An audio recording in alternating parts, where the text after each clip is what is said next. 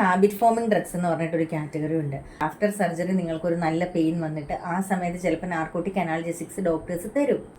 ആ narcotic അനാൾജസിക്കിൻ്റെ prescription വെച്ചിട്ട് പിന്നീട് നിങ്ങൾക്കൊരു പെയിൻ വരുമ്പോൾ നിങ്ങളത് വാങ്ങിക്കഴിക്കാൻ നിൽക്കരുത്. അതായത് നമുക്ക് ഫിസിക്കൽ ഡിപ്പെൻഡൻസും ഉണ്ടാകും, സൈക്കോളജിക്കൽ ഡിപ്പെൻഡൻസും ഉണ്ടാകും. ഫിസിക്കൽ ഡിപ്പെൻഡൻസ് എന്ന് പറയുമ്പോൾ നമ്മുടെ ബോഡി അത് ആവശ്യപ്പെടും.